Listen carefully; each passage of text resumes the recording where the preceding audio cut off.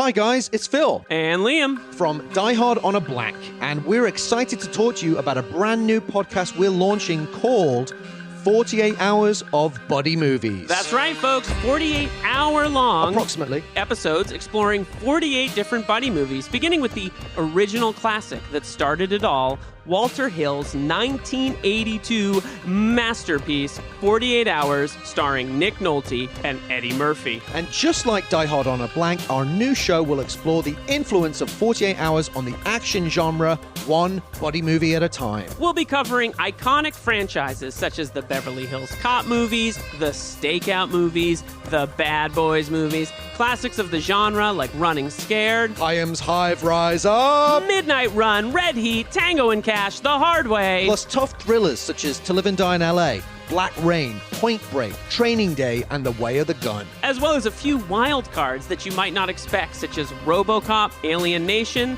and, of course, Phil's favorite, Harley Davidson and the Marlboro Man. So if you're a fan of two buddies talking buddy movies, then 48 Hours of Buddy Movies is for you. Visit patreon.com/48 Hours of Buddy Movies to subscribe for the price of 1 cup of coffee a month. See you in the squad car. Or walking to the squad car, mildly irritated that we've been paired off. Wherever. That's patreon.com/48 Hours of Buddy Movies to subscribe.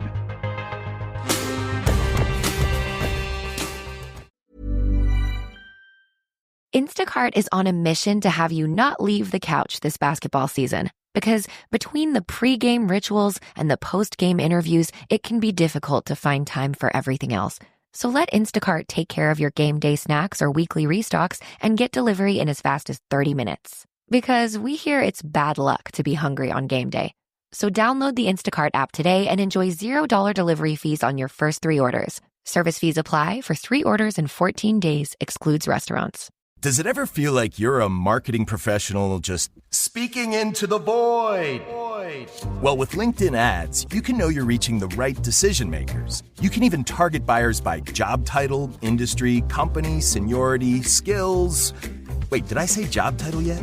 Get started today and see how you can avoid the void and reach the right buyers with LinkedIn ads. We'll even give you a $100 credit on your next campaign. Get started at linkedin.com/results. Terms and conditions apply.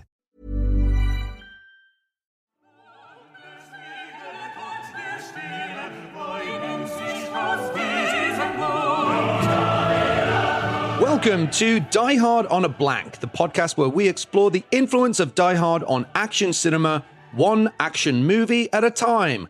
I'm Philip Gawthorne, and with me as always is Liam Billingham, and today's film is The Matrix. It's Die Hard in a simulation. We have a very special guest for a very special movie. Liam, would you like to introduce this gentleman? Yeah.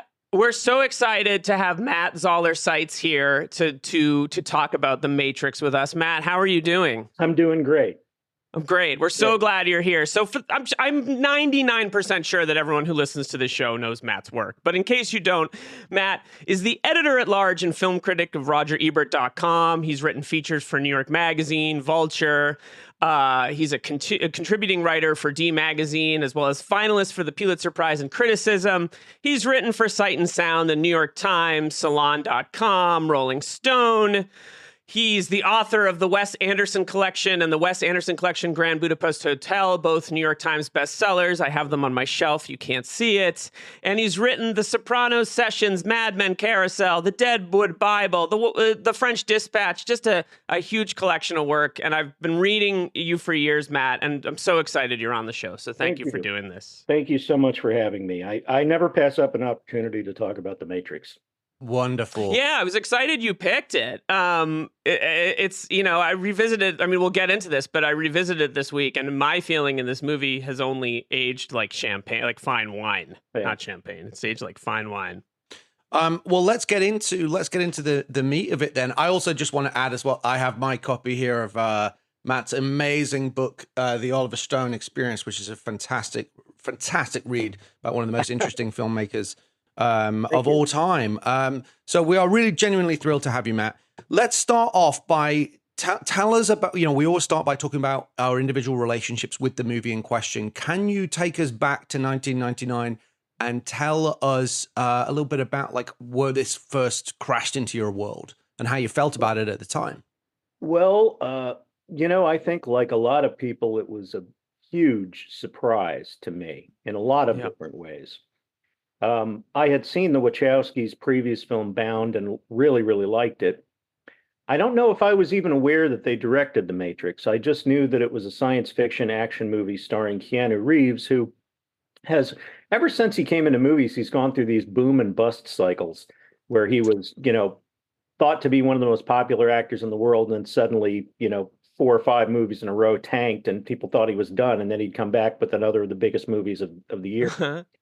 And he was 4 years out from Speed, 5 years out from Speed, which was his last huge hit. So I don't think people really thought that much of it. And the supporting cast was, had a lot of great people in it, but it's not like Hugo Weaving and Laurence Fishburne were guaranteed money, And I didn't know what to say. I didn't know what to think of it. The ads stressed the kung fu and the machine guns, and the explosions. I was just, And I went to see it, and I was just pretty much nailed to my seat from the very beginning.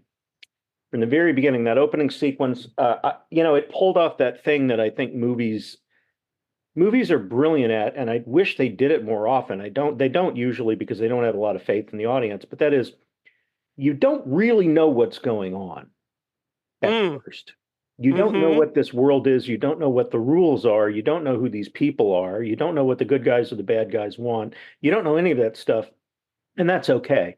It's hypnotically sort of pulling you in and doling out information as they feel it is necessary. And when they got to the sequence where we find out that the world we thought was the world is in fact an incredible simulation, and that Neo is in this pod, one of seemingly millions and millions of pods, and he's being used by a human battery watched over by these mechanical spider creatures, I felt a bit lightheaded in a good way. I mean, I have that feeling sometimes when I'm in the grip of a movie that just totally has control of my mind and is manipulating it like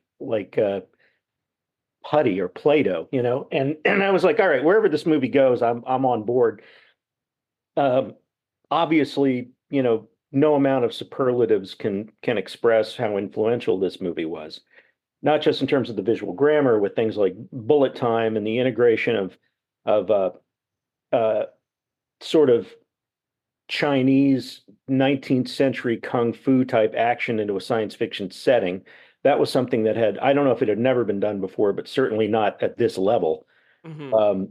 And the techno music and the outfits and the cyberpunk, steampunk video game kind of mashup aesthetic. I mean, all of it was just, it's everywhere now. It's one of the default looks and feels for a science fiction movie, and much this, it gave us a template. It gave filmmakers sort of a shake and bake model for a sci-fi movie, like in much the same way that in previous generations, 2001 had. The original Star Wars and the first Alien, and all of those we're still seeing kind of recycled to certain degrees. That's how important they were. And The Matrix was another one. It's certainly on the list of the greatest science fiction films ever made.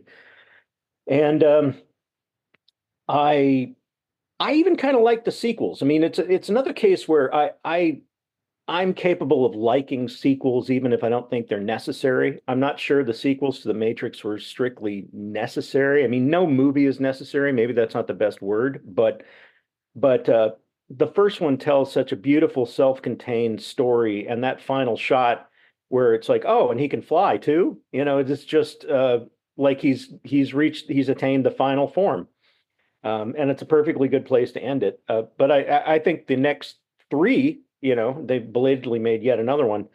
They expand on and embellish and kind of subvert the original in interesting ways, but there's no comparing to that first one. So that's my. I'm sorry for the length of that, but no. This is what we wanted. This is what we want.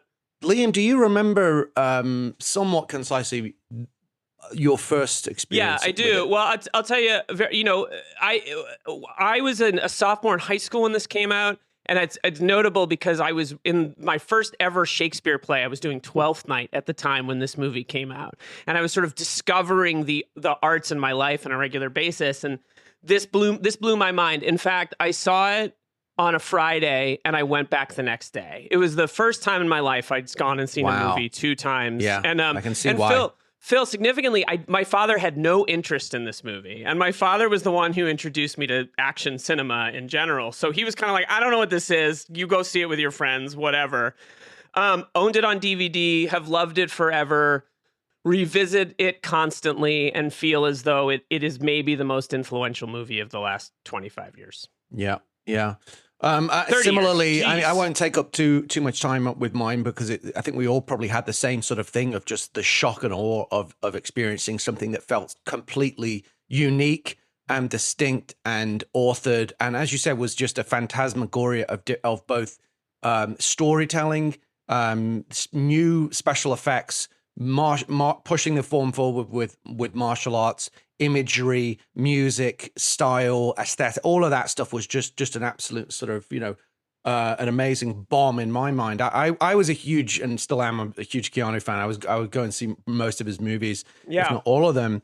So I remember going to see this and having the same reaction as you, Matt, basically. Once it got, and the thing that I remember as well was that the marketing was so smart because they didn't give it away in the trailer. It was all about the mystery. And literally, as I recall, the tagline was, "What is the Matrix?" And I think the website was like, whatisthematrix.com. Yep. So there was this, it was just so, they baited the hook so expertly that you were just like, I have to know what this is. And then when it's revealed, which is basically in the sort of first act or relatively early in the movie, maybe 30 minutes in, and you see that imagery of those battery farms of humans, just jaw on the floor stuff. Disturbing, so still a disturbing scary, image. but at that same time, like you said, Matt, like in a good way, where you're like lightheaded, but you're just so bedazzled by this sheer cinematic chutzpah of the whole enterprise. So for me, and it's been an important film for me for most of my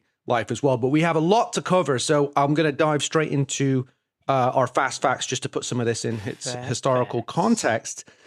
So, The Matrix was written and directed by the Wachowskis, produced by Joel Silver. It stars Keanu Reeves, Laurence Fishburne, Carrie-Anne Moss, Hugo Weaving, Joe Pantoliano.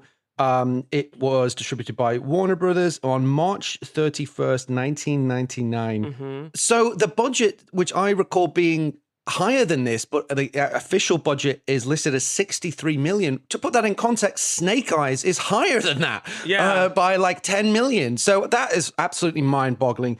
Its box office gross on that budget, $467.6 million. And then the sequels, as you said, went on to just, run amok in video games and the Animatrix and all of those other things, which we will talk about. But an absolute, I also think it's just inspiring at a time where this was, as you said, no one knew what this was. It didn't necessarily have, obviously, Keanu was a star, but it wasn't necessarily like, the bulletproof cast that you would have to see or whatever. Something completely fresh, not based on any previous IP, and just this gigantic hit that everybody kind of embraced. It's also interesting what you were saying, Liam, about it not necessarily being, so many of these movies we talk about are kind of dad movies. This kind of isn't. This is like a youth skewing movie, I think, so let's move into our next section, though, where we talk about the connections of how this traces back to the reason we're doing it on this show, to the original 1988 classic Die Hard, in a section that we like to call Die Hard DNA. Now, there may be a few raised eyebrows about this one. A few people might be going, what's all this about? What the dickens is this about? How does the Matrix connect back to Die Hard? But here's my thesis, okay? So we've always said on this show that the paradigm of a Die Hard on a blank movie is broadly bad guys take over a blank, it's up to one guy to fight back. In this instance, machines take over the planet and it's up to one guy to fight back, right? So I would say on that level, good. Right, it is. You also have Joel Silver as the producer, also the producer of Die Hard, of course. It has a love story at its center, John and Holly, Neo and Trinity. The primary hero has a supportive mentor figure to guide him and help him through his various crises of confidence. Al Powell, Morpheus. We've got straight-laced sociopathic federal agents among the many forces of antagonism for the hero. Seemingly dead characters who come back seeking revenge. Carl in Die Hard, Tank in The Matrix. But it's really the first half of the third act where most of the Die Hard DNA is writ large, right? Like, specifically the sequence where Neo and Trinity have to pull off a kind of heist of sorts in the skyscraper to rescue Morpheus. And in that sequence, they start in the lobby, killing several security guards, just like Die Hard. They move onto the elevator, then the elevator shafts. The armed conflict moves through various offices and boardrooms before ultimately ending up on the roof of the skyscraper, during which time a helicopter crashes and falls down the side of the building. Incidentally, both Bell helicopters, Bell 212 in The Matrix, Bell UH-1 in Die Hard. That's for the helo heads. Someone did their helicopter research. All leading to perhaps the most obvious visual similarity, that shot where Trinity swings through the air on a cable and smashes against the outside glass window of the skyscraper. So again, it was one of those ones where on face value, sort of a bit of a stretch, but we took it to the lab and I think it the green box was ticked. I got it. Okay, so I'm just going to take a second here and say, okay, holy shit, that was impressive. I came onto this going like, whatever. Matrix doesn't have anything to do with Die Hard, but I love talking about the Matrix, so I'll go. But yeah, okay, I buy it. I believe it. I'm on board. Let's do this. Excellent. Well, if there was ever a pull quote for this episode, it might be that one. I have one more, Phil. Go ahead, which Liam. is in the scene when they're trying, after they've gone to see the Oracle, they're in the walls of the building and they're listening for them. Is very similar to the air duct sequence in Die Hard when the terrorists are, they're trying to find McClane in the air duct. It has that kind of like listening on headphones. There's a lot of claustrophobia in both films. Yeah. The characters are often forced into these very claustrophobic spaces, like where they're trapped in the walls or, the elevator shafts or literally the pod. And Die Hard obviously plays with a lot of that stuff as well. I think there's another similarity which fits into what you've been saying, which is, and obviously Die Hard didn't invent this, but what makes Die Hard so appealing at its core is this guy never expected to be in this situation. Yes. 100%. Yeah, he's sort of thrust into it. Not in a million years. And in fact, John McClane is way better equipped to fight his battle than Neo is to fight the one in the Matrix. That's an interesting thing which we should talk about when we get into the casting, because there is an element, I think, where on some subconscious level, we're like, well, it's Keanu Reeves, so he'll be okay, because we've seen him kick ass in other movies, right? But as the way the character's written, is basically just a nerd. He's just a software. Well, he's the hacker, programmer, which is interesting because in Die Hard, the hacker's the sidekick, but now the hacker is the lead of the movie, right? Hacking is another link. Yeah, good. Totally. Point. Theo being the kind of sidekick to the main villain. You could imagine Theo being one of the squad in Morpheus's. He'd be the operator. He's Tank. He kind of plugs right in. He has that same kind of like crack the knuckles and get into the coding kind of like hacker as jock mentality that Theo has a little bit in. That's well put. Yeah, for sure. Well, we'll dig into all that in a bit more detail when we come back with Anatomy of an Action Movie after this quick break. Does it ever feel like you're a marketing professional just speaking into the void? Well, with LinkedIn ads, you can know you're reaching the right decision makers. You can even target buyers by job title, industry, company, seniority, skills. Wait, did I say job title yet? Get started today and see how you can avoid the void and reach the right buyers with LinkedIn ads. We'll even give you a $100 credit on your next campaign. Get started at linkedin.com/results. Terms and conditions apply.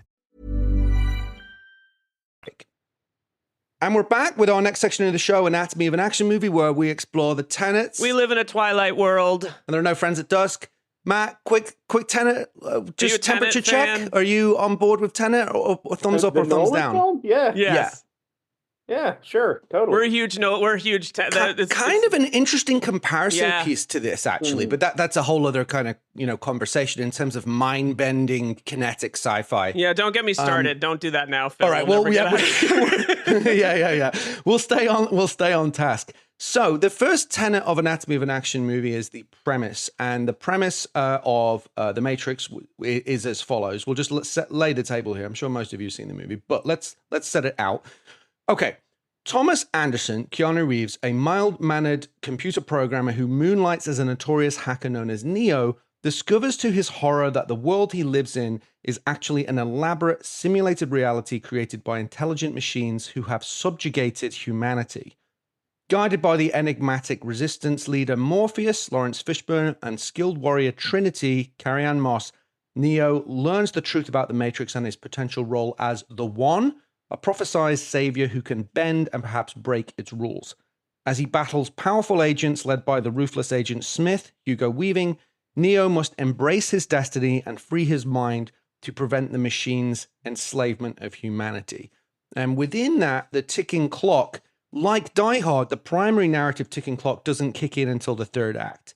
In this instance, it occurs when Morpheus is captured inside the Matrix by Agent Smith, who's trying to extract the Zion access codes from him, and if he succeeds, the last human city will be destroyed, prompting Neo and Trinity to head into the Lion's Den to mount that daring rescue attempt. And then another ticking clock is introduced when Neo must find a way out of the Matrix before the attacking Sentinels destroy Morpheus's ship. So that's just a bit of to set the table. Now we're going to get into the kind of main meat of this discussion.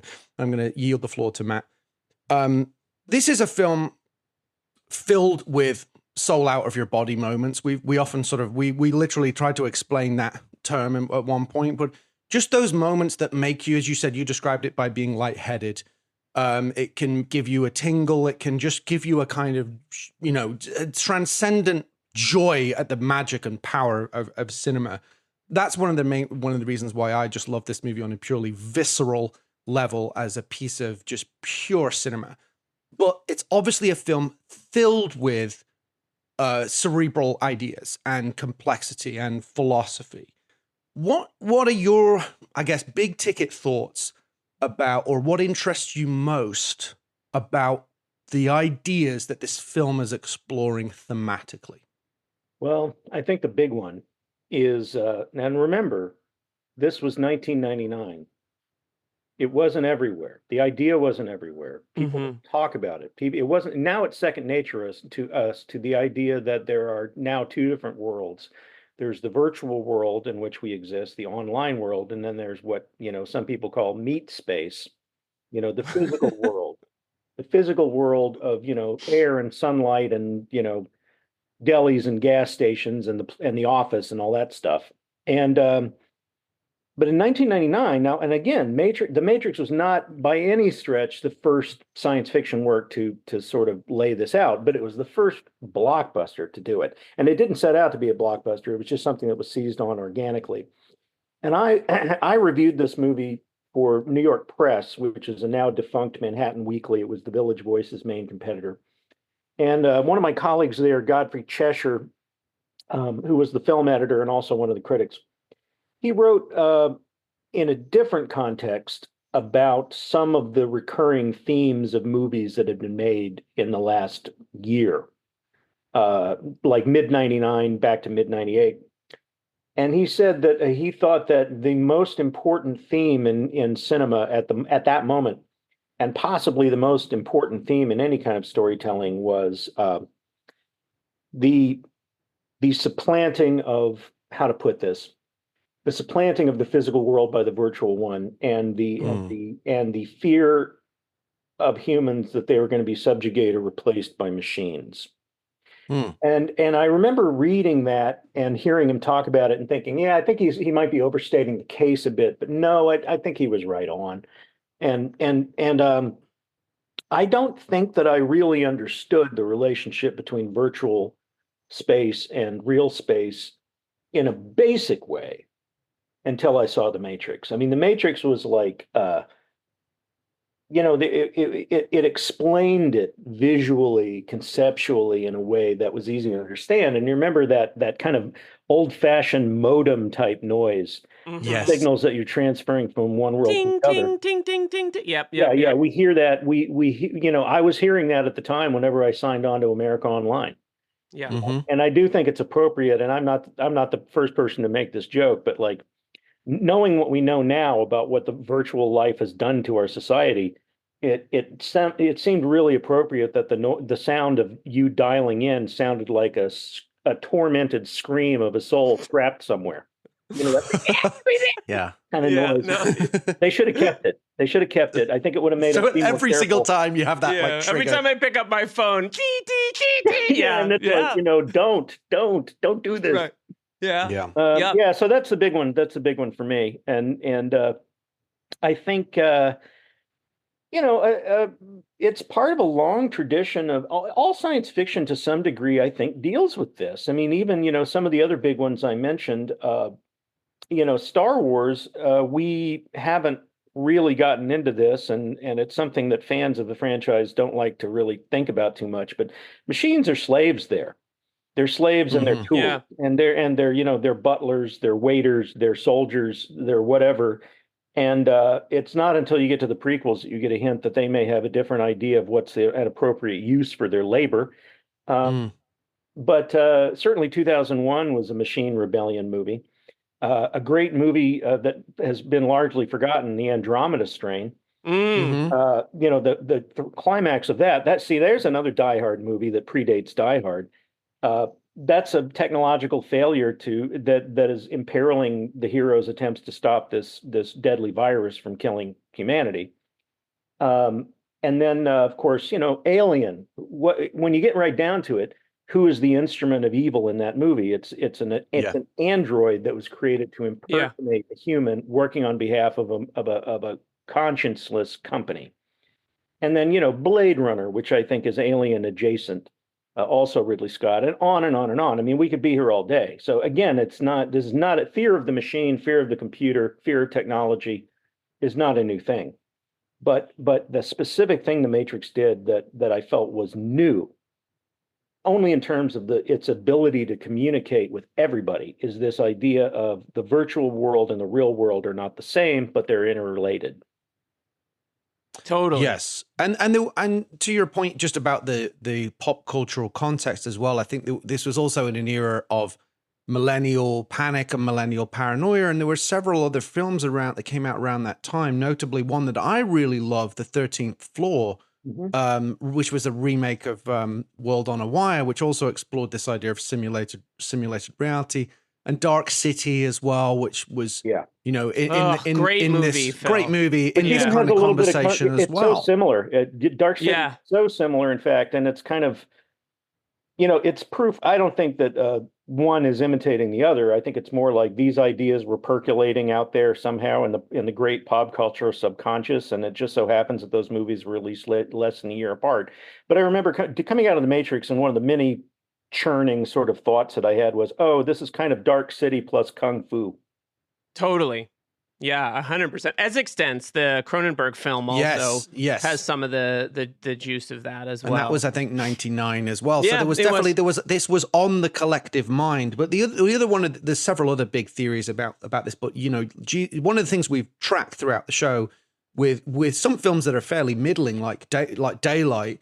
And we just talked about it a lot with RoboCop on our side show, 48 Hours of Body Movies, is the Jesus allegory that's going on in this film. So, Liam, that's been something that you've kept a pretty close eye on. Wondered if you wanted to kind of speak to that. Well, I mean, I think that this is really kind of like, it's kind of a postmodern movie in that it pulls all these different reference points, right? You have a little bit of Star Wars in the Rebellion. You have a little bit of Jesus in it, right? I think what sticks out to me the most about this movie is that I don't, maybe you guys disagree and I'm really curious, but I think there might be a little bit of techno optimism in this a little bit too, because of the ending where he's essentially like, I'm going to show these people what you don't want them to see. Like I can transcend this machine that you've invented, right? Like I can be anyone in the Matrix, right? I can slow down time and stop bullets. And I wonder now, especially with kind of the way that this movie has been,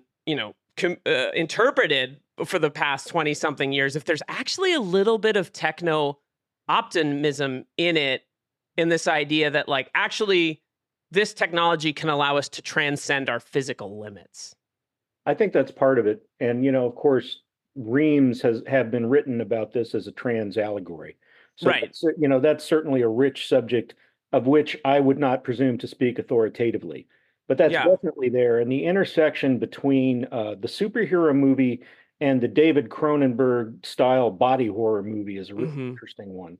I mean, at the end, Neo is essentially cyberpunk Superman at the end of this thing. Yeah. And not enough, I believe, is said about the beauty and perfection of this screenplay. This is a perfect screenplay. And people think of great screenwriting still as clever lines, funny lines, Yeah. funny characters, and so forth. But great screenwriting takes many different forms. And in an action movie, as William Goldman put it, screenplays are structure, and that's never more true than in an action film. It has to have a shape that's like a symphony or a ballet or something. Like it's not a literary format. It's something else. It's more athletic. It's more acrobatic. It's more sculptural, if you will. And Die Hard, which of course gives this podcast its name, is a perfect example of that. And so is Speed, which is broken neatly into 3 acts, each of which is built around a form of transportation. And there's so many other examples of this. Like I think 48 Hours is a perfect action film screenplay, hard boiled. But The Matrix, it achieves all of that, and it has characterization. Like you really get to know these characters. You really get to feel like you know these characters as people, despite them never by design transcending the fact that they're comic book kind of distillations. Like we're not supposed to look at them as like, they're not Mike Lee characters, and they're not supposed to be, but there's depth to them. There's depth because of the way they connect with the world that we too are a part of, and the things that they tell us about ourselves. And Neo, and this is rare for a science fiction movie, often the hero of the movie is the least interesting character. Luke Skywalker in the first Star Wars is the least interesting of the major characters, in my opinion. Yeah. Which is fine. And he's supposed to be a vessel. He's supposed to be a blank slate we project ourselves upon. Neo initially seems that way, but he becomes deeper and more interesting as the film goes along. And you can see a very clear progression of his understanding. First, he has to understand the real reality that he's living in. Then he has to understand his role in it and his role in the prophecy. And then he has to embrace it. Then he has to sort of begin to evolve.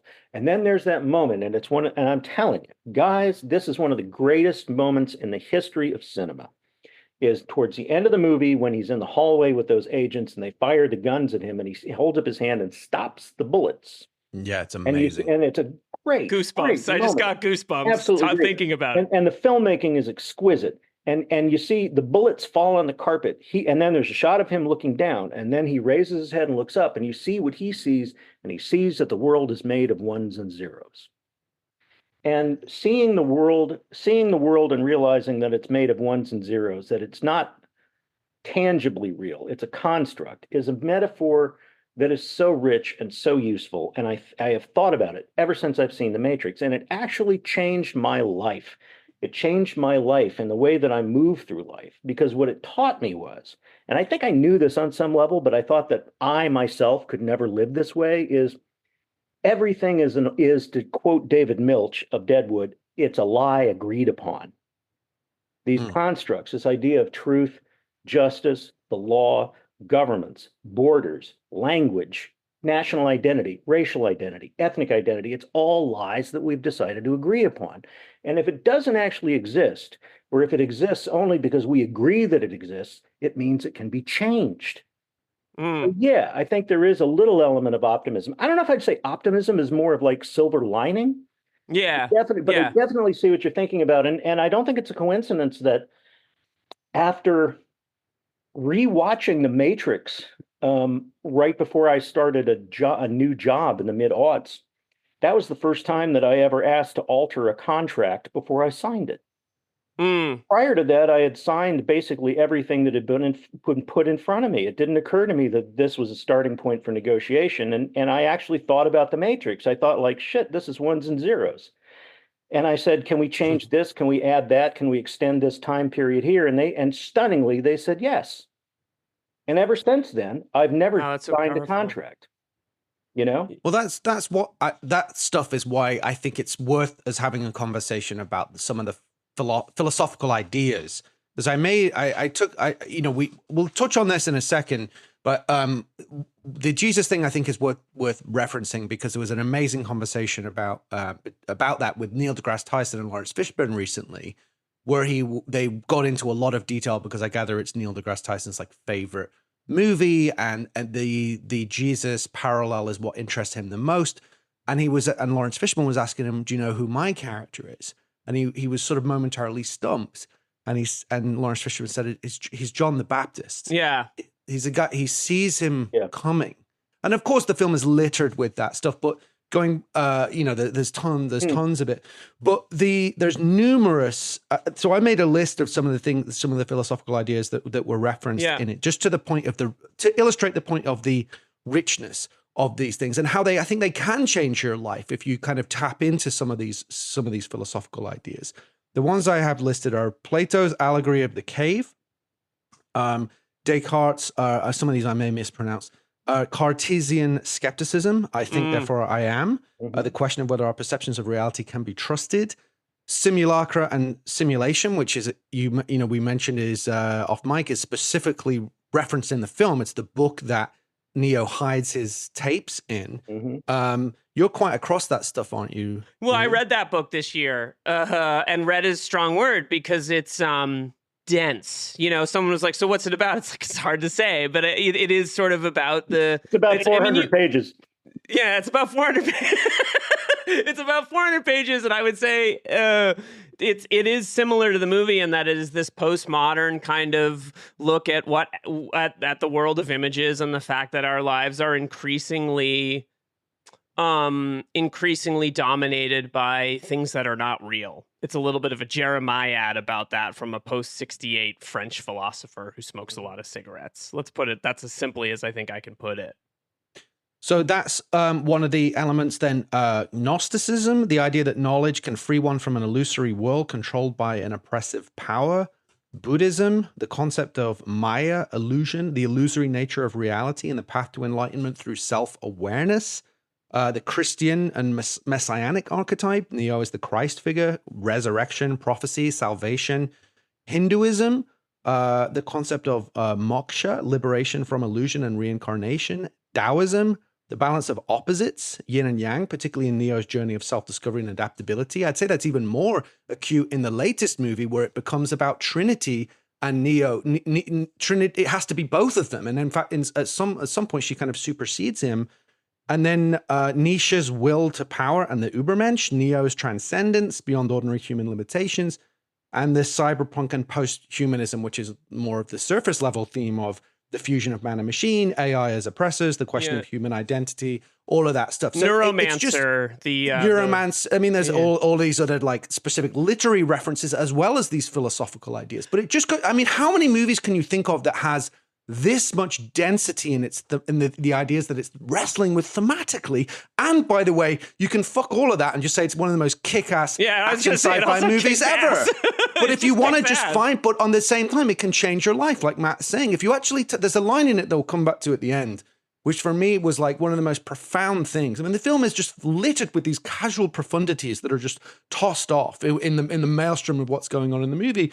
But the bit where he says, no one's ever done this before. And he goes, yeah, that's why it's going to work.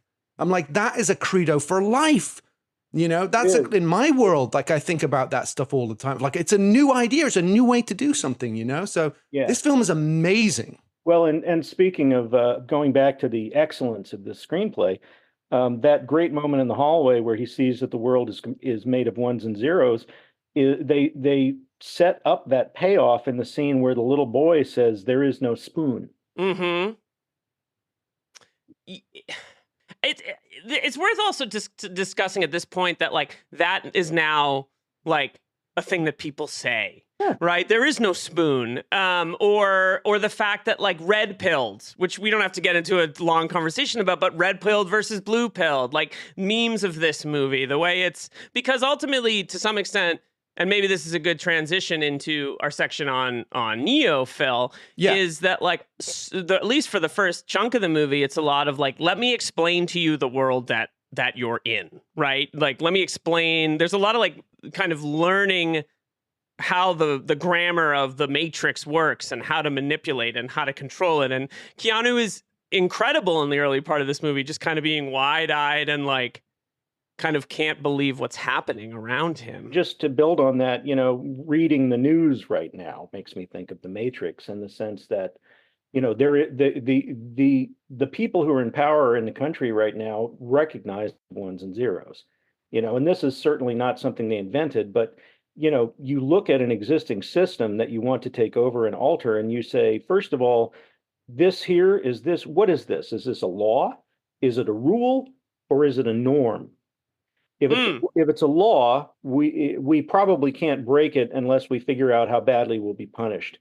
If it's a rule, we probably can break it. There may be sanctions. Maybe we can pay. Maybe we can pay it. It won't hurt too much, but we'll get what we want. If it's a norm, you can avoid it entirely. And if there's not a law that specifically says you can't do something, that means you can do it. And then you have to let the court system issue a ruling that says, no, a point of fact, you can't do it, or the legislature has to pass another law or amend an existing law saying, no, you can't do that. That's how people actually change things. And that's why there's motor power, there's scooters all over major cities, discarded, lying on sidewalks. There was no rule that said you can't just have scooters available for rent. And, now there's regulations and attempted regulations, but that's why those things are out there. That's why ride shares exist. Right. Is this legal? Yeah. No. I don't know. Is it? It's not illegal. Okay, let's do it. Ones and zeros. Well, the film is so dense that almost any type, it can be applied to politics. It can be applied to art. It can be applied to, your guiding philosophy for yourself in life. And it's just, there's so many things that can, you can attach to it. And it is interesting that there have been these attempts at claiming the film by both the right and the left. It should be said, of course, that the Wachowskis have sort of fought off that the attempt by the right to kind of the whole red pill stuff. They explicitly basically told them to go fuck themselves, and that's a load of bullshit. Yeah. So and good for them for doing that. A little more eloquently, but yes, that's true. More, not that much more eloquently. Actually, no, they pretty much said fuck you. But, some of the great influential pop culture that's ever been made is essentially progressive in its worldview, and it's been sort of distorted and folded into unnatural shapes by reactionaries. Star Wars got that treatment before. George Lucas himself has said that the first trilogy was, partly inspired by him growing up in the '60s, and that Vader was Kissinger, and the Emperor was Nixon, and the rebels were the Viet Cong, and that dominating force, the Empire, was basically a combination of us in Vietnam and the Nazis. But it doesn't matter because because it's a metaphor, you can make it do whatever you want. And the same thing happened in the Matrix. And it's just, but that whole red pilled idea is an interesting one, like as horrifying as it might be. But as many times as the Wachowskis say, hey, we didn't design it to be used this way. Again, ones and zeros. It's like, well, show me the law that says we can't pretend that this thing has a message opposite of what it actually does have, of what it was intended to have. Right, and it's very postmodern. Again, it's a very postmodern movie in that you can. There's no rules, right? There's no. We don't have a greed set upon beliefs or values or what we think this is. And one thing I was going to add to that was one of my favorite trivia about the White House screening room. You know what the movie that's been screened more times than any other at the White House screening room is? High Noon. What? High Noon. High Noon was specifically written by a blacklisted screenwriter, and it's about the necessity of standing up to evil and how if no one will help you, you're just going to have to go it alone, which is what a lot of people who are blacklisted experience. But High Noon can be watched because it's a metaphor and it's so stripped down, can be watched and enjoyed by people who basically were the architects of McCarthyism or were simpatico with it. It wasn't just Eisenhower loved that movie. Truman loved that movie. Kennedy. Reagan, I think, loved it Reagan as loved well, it. right? Nixon Yeah. freaking loved it. Nixon Yeah, in the White House screening room. Nixon screened Patton, and after it was done, decided to bomb Cambodia. So I don't know. It's the interpretation is in the eye of the beholder, isn't it? It's what's really interesting about the connection between the art and the consumers of that art. Although it's not the nicest word for it, but this fascinating, and I love that you've brought up Star Wars into this context because it is so relevant in like at that time that was a new science fiction world. It wasn't based on a book. It wasn't based on anything else. It was a completely fully formed world that was essentially driven by a pretty singular vision, and it went on to, like the Matrix, had multiple sequels and this whole kind of afterlife. And I'm bringing this to our hero section now because what they have in common is the Joseph Campbell underpinnings of the kind of monomyth. And like you mentioned the similarity of the kind of wide-eyed innocent Luke Skywalker, Neo, who is drawn into this other world and realizes that they have to unlock dormant powers inside of them for the greater good. So let's talk about our the hero of this movie. We always do a section on the hero. Keanu Reeves as Thomas Anderson, aka Neo. Just your thoughts on the casting, the character, and the performance, Matt?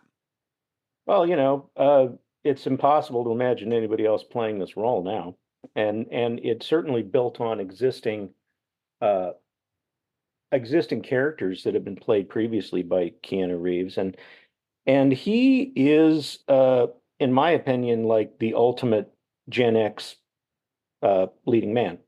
Mm-hmm. And he stands for something. He stands for an entire way of interacting with the world. Like he's my dude, Keanu Reeves. And I used to get kind of mad when I would hear people say, "Oh, he's not a very good actor. If he keeps his mouth shut, he's a good actor, but otherwise." It's like, no, this guy's a great actor. He's a great actor in the way that Tom Cruise is a great actor. He always gives the movie exactly what the movie needs and adds a little something extra. And he did that in almost every movie he's ever been in. The first time I noticed him was in The River's Edge, where he perfectly incarnated so many guys that I knew growing up in Dallas in the 80s. Like it seemed like I knew like 6 or 7 guys who were that guy, And the action hero he played in Point Break was a contemporary 1991 version of that action hero, and same thing with Speed. And the idea that Keanu Reeves, who had never previously really been associated with technology or philosophy, would play Neo seemed so. At first, it seemed wrong to me. I'm going to be honest. At first, like as much as I was into the movie, I was like, okay, it doesn't seem like this is the right guy. But I love this movie, so I'm going to go with it. But then very quickly it became evident that he was the right guy because he had that sort of open-eyed, new age wonderment. Like he's sincere, he's open to anything. He's a great listener in real life. And, I've heard so many stories about what a nice, caring, gentle person he is in real life. This is a sidebar, but I was staying at the Roosevelt Hotel doing a story a few years ago, and an elderly couple got on the elevator with me, and they said, and they were beaming, absolutely beaming. And I said, "Well, you guys look like you're having fun." And they said, "Oh yeah, we were just out on Hollywood Boulevard, and we passed Keanu Reeves, and we stopped and talked to him, and he asked us. He said, 'How are you enjoying the city?'"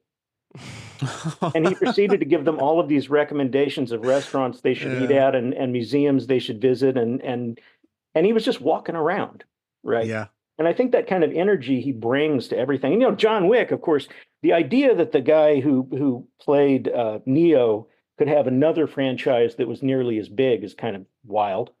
But incredible. And directly connected through the filmmakers as well, of course. Right. Chad Stahelski and David Leitch, who worked on these movies and helped design that aesthetic of combat to some extent, and that kind of cinematic language. So there's no John Wick without this movie and without these movies. But no, and it exists. The world of John Wick is kind of a Matrix in a way. It's like it's very much so. Yeah, it is almost like a different cartridge for a 90s video game that is like Matrix adjacent.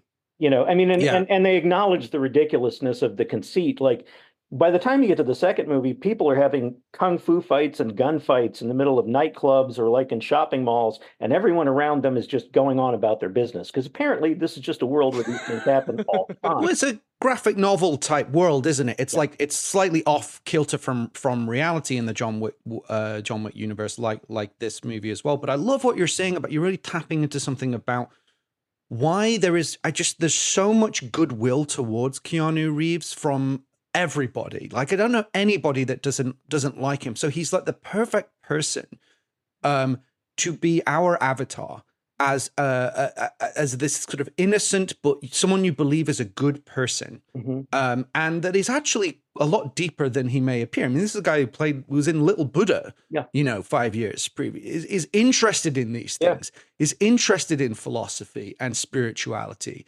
So he's even though actually, as I recall, I believe Will Smith was the first choice for this movie. But as is often the way, you end up with absolutely the perfect person who has the je ne sais quoi and the relationship with the audience, and to some extent the genre of action. Because you also believe he's also the most incredible physical actor as well as emotional. Yeah, and it's an amazing I just love him so much. I love him so much. Angelica Jade Bastien, who's one of my colleagues at Vulture, wrote a wonderful piece for the film magazine Bright Wall Dark Room. It was an appreciation of Keanu Reeves as an actor. She thinks that he is a great screen actor, and she makes the case for it. And it's worth looking that up if you're looking. Totally. I've always felt so. In the film I remember going to see before this one was Devil's Advocate, which I think he's amazing in, like legitimately. And similarly, what you were saying about the Tom Cruise thing, because it's like his version of The Firm with the supernatural element, right? And he's got the Southern accent, and he's really doing heavy lifting in that movie. I've always thought he was like underrated as a real thespian. Well, and he gets, that energy that you're talking about, it really helps the audience, because one of the problems with movies where you have a hero who is fooled, who has the wool pulled over his eyes in some way, is the audience is a large portion of the audience is always going to be ahead of the plot, and they're going to go like, well, that was dumb. That guy must be dumb. Why didn't he see that coming? But with Keanu, you don't think that, because you just sort of think, oh, the reason he didn't understand that he was being duped is because he's a good person. Yes. He just gives people the benefit of the doubt. He's trusting. That's why they fooled him, right? So it helps from a narrative standpoint to cast Keanu Reeves because of that. And has this sort of youthful innocence, and he's just an appeal, and he's a movie. He has the thing you can't quite put your finger on about the fact that he is a movie star as well as an actor. He just has that kind of incredible charisma that will take us on, the person that we want to follow on this journey. It's also deeply vulnerable. This is a deeply vulnerable performance, I think. Like, as I was rewatching it last night, I was like, you mentioned him as a listener, Matt, and I think that he's a great listener in this movie, especially because so much of the time he's surrounded by people around him that know more than he does. And he both listens, and he doesn't turn his funny lines into quips, right? I'm thinking of specifically of the moment, with no disrespect to Will Smith, but you could see that amazing lobby scene end with everyone gunned down and Will Smith making a funny joke about I guess I set the metal detector off, and Keanu is just silent, right? Yeah. He just kind of walks to the elevator, and the humor comes from the silence after this techno beat, and then the piece of wall falling off one of the columns, and it's that's why it works. And another actor might have been let me add a line here so I own the scene. Keanu doesn't need to do that. No, he lets the movie, and that to me is one of the great action scenes of the 90s. Own is an interesting word. He doesn't give the impression of an actor who feels like he needs to own anything. It seems, he just seems like somebody who thinks that, I think he sees movies as community property that belong to everyone who worked on them and to the audience. Yes. And as evidence of that, I direct you to behind the scenes footage from the John Wick films, where, contrary to union rules, you see him schlepping gear around with the crew. Yeah, this is why, and I feel protective of him too. Whenever people say oh, he's not much of an actor, I'm like, shut up. I love this man. And I do think he's he's one of the patron saints of this podcast because of Speed and just having three great, action movie franchises. Anyway, Well, speaking of great actors, we don't usually do a section on this character that would kind of, I mean, very, very, very reductively, the Al Powell-esque role. There's so much more to Morpheus in than that. But in this, he's the Obi-Wan Kenobi, I would say, right? He's the mentor, right? Morpheus, the Joseph, yes. Laurence Fishburne as Morpheus. Merlin. I think we should just take, yes, yeah, very much so, right? Classical mythic stuff, right? What an amazing performance. And you know, this is an interesting moment in his career, because I was listening to Tarantino talk about how he basically thought Fishburne was like the Brando of his generation. And I believe he wanted him to play Jules in Pulp Fiction. And he does this whole talk about it. But at that point, Fishburne didn't want to do supporting roles. He was trying to carve his niche as a lead. That's why he also turned down Die Hard with a Vengeance, bringing things back to our show. He was supposed to play the Sam Jackson part in that originally, but didn't want to do supporting roles. But then his leading roles didn't really necessarily punch through until this part, which kind of, I think, is what he's goated for, you know? Like, this is the part that he's done so much incredible work, and he's been around forever. I mean, he's in Apocalypse Now, right? Yeah. But this is the part that he would be most associated with. And he is phenomenal. He's so good. Phenomenal. Yes. Just what are your thoughts on Fish as Morpheus? Oh God, what I mean, how can you not lavish him with praise? I mean, you know, I myself have him sitting in the high back chair with the little round sunglasses, saying, "Would you believe?"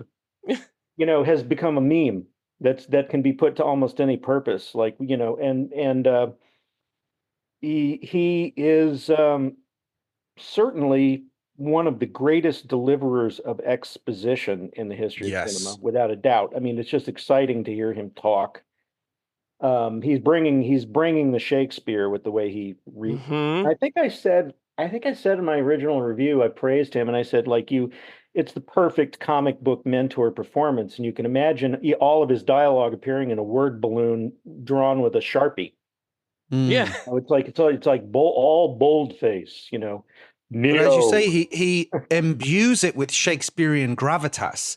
Yeah. You know, and he'd played Othello with Branagh 4 years prior. That's right. Yeah, and he was excellent. Well, not that far before it, but yeah, he's fantastic in that. And you know, he was great in Boys in the Hood. I think was the first time that I saw him play an authority figure, and he was quite young then, really, by you know, the standards of the wider world. But you know, he's somebody who always carries a certain amount of authority. I mean, the television show Hannibal, he's fantastic as Jack Crawford.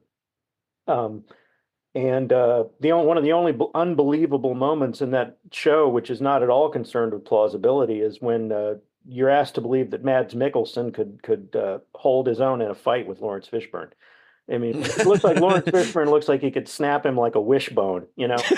That's that scene where they say Morpheus is fighting Neo and they all run to watch. Like, it's just delightful, isn't it? Just brilliant. Well, and I love the story about how Fishburne, he saw the first John Wick and he called Keanu Reeves up and he was like, I got to get in on this. Yeah, hook me up. And sure enough, he's in the sequels.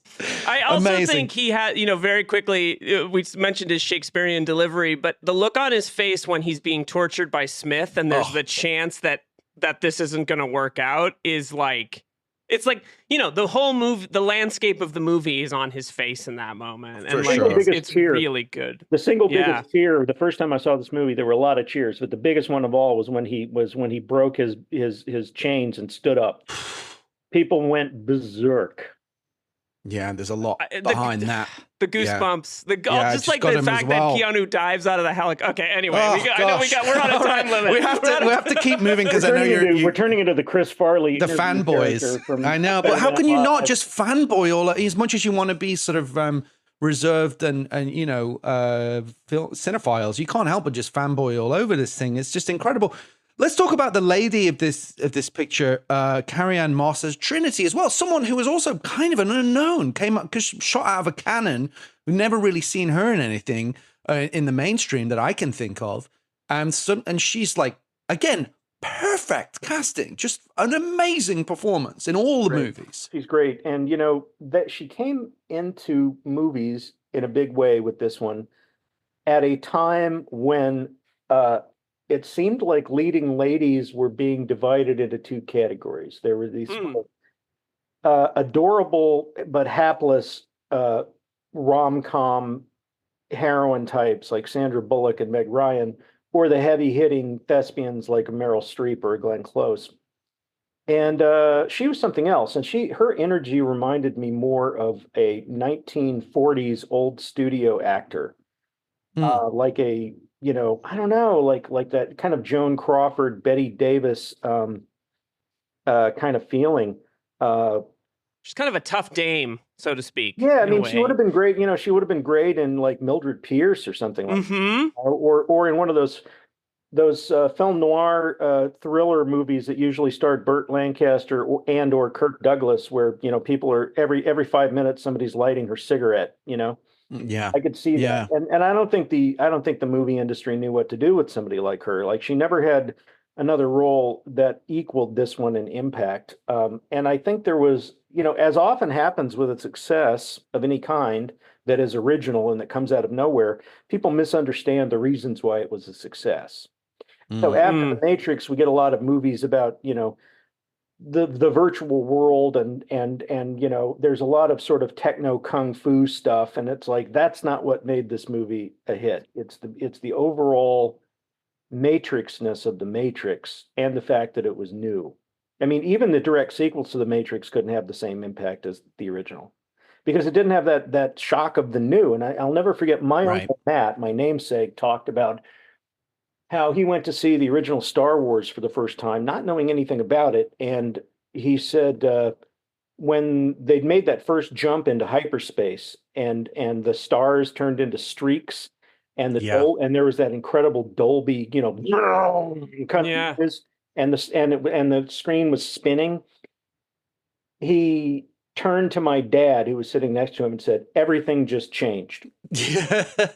Yeah. And I feel that way about that moment in the Matrix where you find out what you're actually dealing with, and you see the battery farm with the spider robots. That was a moment comparable to that. I was like, oh my God, we're in new terrain here. That's what the meta of the spoon thing is also applies to the filmmaking itself, to the fucking medium of cinema. Yeah. Right? It's like, this has never been done before. That's why it's going to work. It's it's new. It's new. Well, that's what makes new ground. That's what makes it possible for a work of cinema to dazzle you, even if you don't have a lot of money.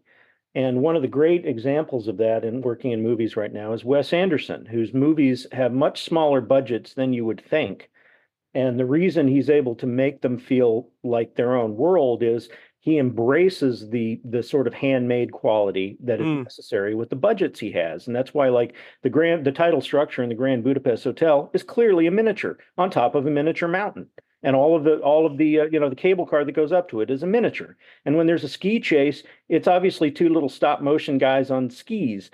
And that's okay. It's charming, right? He's not trying to pretend that this stuff is real. He's leaning into it. And like, there's a picture in the book I did about Grand Budapest Hotel. One of my favorite parts of it and photo accompanying it is all of the scenes where people are on trains. You never see the train. There's one shot in the movie at the very beginning, the first time anybody's on a train. They rented an old-fashioned locomotive for an afternoon and got one helicopter shot of that train with the smoke coming out of the smokestack.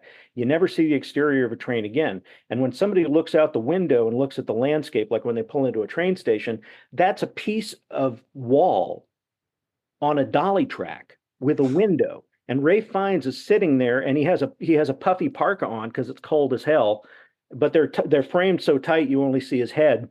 And there's dolly grips pushing this piece of wall through the snow, and they put all of their money into building the station, the thing that he sees, right?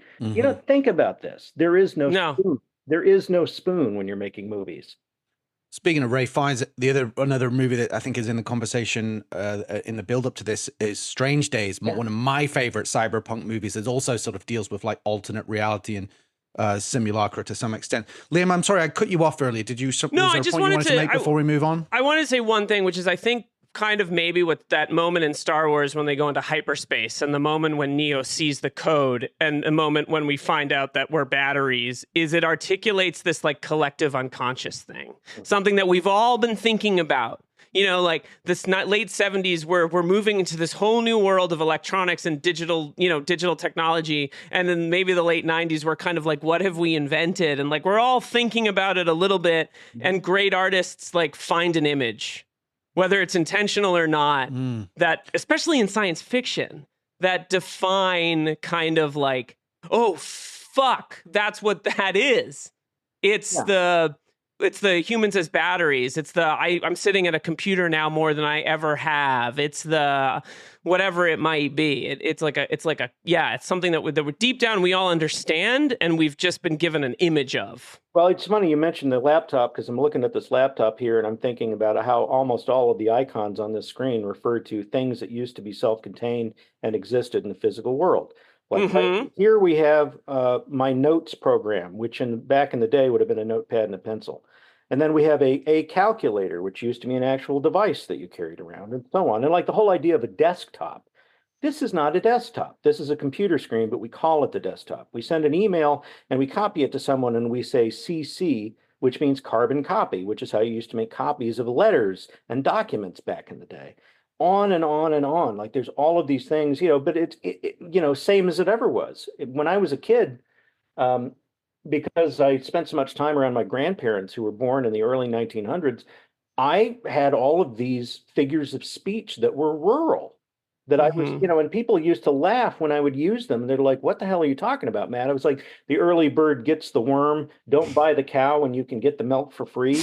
Don't let the fox into the hen house, all this kind of stuff. Like these are things that had actual practical application if you lived in rural America, which the vast majority of people did in the early part of the 20th century. They don't now we know what it means, even if we've never seen a fox. Right. Everything's a reference, everything is a signifier, and that's something I think the Matrix understands too. Like that world that he was in, with the apartment and the desks and the computers and the phones, that doesn't exist. It's an idea. It's a symbol. It's like an emblem of something. And it's only there to make him stay asleep. And the idea of sleeping and waking up is we could do a whole other show about that. But I mean, you could go on forever. We haven't even talked about Alice in Wonderland and that whole thing, but I'm conscious of your time, Matt. So I want to, and there's a couple of other things I think I'd love to get your opinion on before we have to, before you have to leave. One of which is let's just make this a weekly thing, guys. The villain. I mean, are you kidding me? We've discussed maybe I think this is our 58th episode. We started with Die Hard, the GOAT, Alan Rickman as Hans Gruber, arguably certainly one of the best, if not the best, action movie villains of all time. Arguably one of the best villains of all time. But we would struggle. I could name maybe 5 others in like 58 movies that are even in the conversation of being like in the same league, like Ed Harris in The Rock, for example, or there's a handful of others. But it's actually incredibly hard to create a truly memorable villain that you love to hate. It sounds like it's easy, but the proof tells us otherwise. What is it about Hugo Weaving as Agent Smith that is so spectacular, in your opinion, Matt? Well, that's a question I hadn't really thought about before. But as you're asking it, it occurs to me that he is different from your typical movie bad guy or your typical bad guy, in that he is not, strictly speaking, the boss of anything, nor does he answer to a boss. He just exists. He represents the Matrix.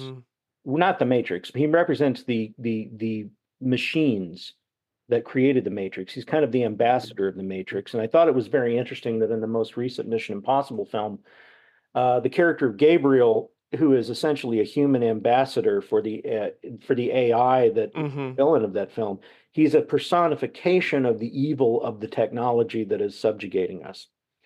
And I think what's so unnerving maybe about him is that deep down, when a machine fucks us, or a system fucks us, we tell ourselves, well, that it's just a machine. It wasn't trying to do harm. It's just, it was poorly maintained or somebody used it wrong or something. But there's a part of us that does think maybe the machine was out to get us. And I think that's what really hit me about him was like this idea that like, when a digital recorder corrupts an audio file that I use to do an interview that's really important, or when I send an email to somebody that's time sensitive and somehow it ends up in their spam folder and causes me problems, there's a part of me that wonders, are the machines out to get me? And I think, at the base of it, Hugo Weaving's character plays into that. But there's a wickedness, like, and it's also there's a bit of a Frankenstein's monster quality to it, or Terminator type of thing. Like the Terminator in the first and second Terminator movies, the bad Terminator, is just a machine, but it does seem sadistic. It does seem to enjoy being cruel. Yeah. And Hugo Weaving's character, like he's it's interesting that in the sequels they kind of make him out to be like a virus. Yeah, it's such a great point because he isn't just completely pragmatic. He has a personality. He isn't just a sort of agent, literally and figuratively, of an agenda that feels indifferently about it and is just executing a task. It's human Hal. He has like existential problems that he talks about at one point in that whole speech where he's like, the smell, I hate it. I have it right here. All of that sort of, he's dimensional. I like that whole thing. But also on an acting level. So the character is fascinating to your point about the screenwriting, but the acting as well, his cadence and his choices of line delivery are just inspired. He's a prison warden who hates the inmates.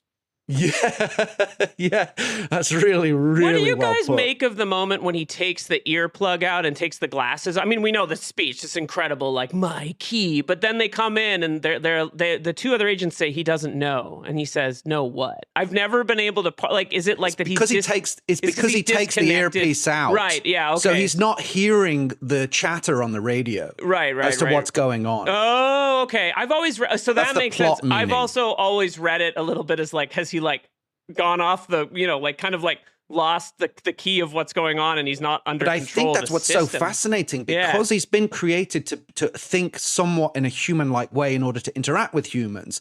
Like, the reference you had of like the Ian Holm character in Alien, he starts to sort of accrue some human-like qualities, even though he's not supposed to be human. With Ash in Alien, he starts to have sexual impulses and things that are confusing, that complicate his agenda.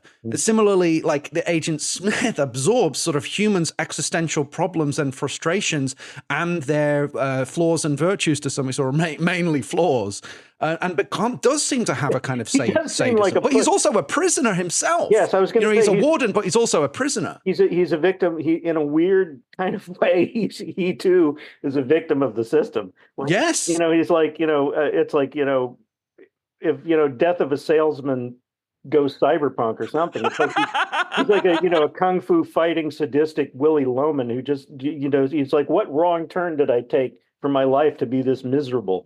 But how genius is that? How genius from a writing standpoint. He hates it. He hates the people he has to torment. He hates the job. And I almost wonder, like, could he quit? Is that possible? I guess not. Not really, right? He's by now. Unless it kind of has to continue in perpetuity, I would imagine. In a way, he kind of does try to quit in the sequels. Now that I think about it, like he's, it's understood that he has become this renegade. And the ending, what I like about the third one is that it doesn't end with a victory or defeat, but a negotiated truce. Yeah. Like a very queasy kind of détente almost. And the enemy of my enemy is my friend. Like by that point, Agent Smith and his army of clones, his virus version of himself, it imperils not only humanity but the machines. Like he's an unaccounted for like renegade piece of code that's gonna destroy the system, such as it is. And it's a great part. I mean, it's really a great part. I mean, it's like Satan in Milton's Paradise Lost goes to the Matrix. And again, I'm thinking of that Mission Impossible, the recent Mission Impossible film, which is very, I didn't expect a sort of spiritual dimension to Mission Impossible, but I think that's a great movie that has it, and it's totally indebted to the Matrix. Yeah, 100%. There's one more major section I would at least like to ask you about before we if we do have to let you go, which is we always do a section on the action. Yeah. And I want to ask you what your favorite, each of you, starting with Matt, what your favorite action scene or sequence is amidst this phantasmagoria. Wow, it's really hard to pick. I mean, the obvious one would be the lobby. That's just incredible and completely probably the only sequence in the movie that I would say is excessive, but gloriously so. Mm-hmm. And the only point where I sort of questioned the movie a bit, where I'm like, why is this the checkpoint? Like, there's a physicality to the Matrix that makes me think the machines aren't very smart. If they set it up like it's metal detectors in the lobby of a court building, but that one's amazing, and of course the rescue of Morpheus. But I think I would have to go with a smaller moment, and I don't know if you'd even call it an action moment. It's more of a horror abduction, which is when they grab Neo and they put that tube over his belly in the back of the car, and you see that thing go in. That's a real Cronenberg kind of touch. Yes. And that's the point where, and I love that you didn't really know anything going into the Matrix. You didn't know anything. You didn't know what you were in for. And when that moment occurs, when they put this thing, it looks like a metal prawn into his belly. I practically jumped out of my chair. Yeah. And the fact that, the Wachowskis have this beautiful sort of geometric architectural sense of screen space, but they're not really doing that in that scene. It's very rough. It's a very rough kind of chaotic way that it's shot, very simple, and it adds to the horror of it. So that's probably what I would go with. Yeah, fascinating. Liam, do you have a favorite action moment?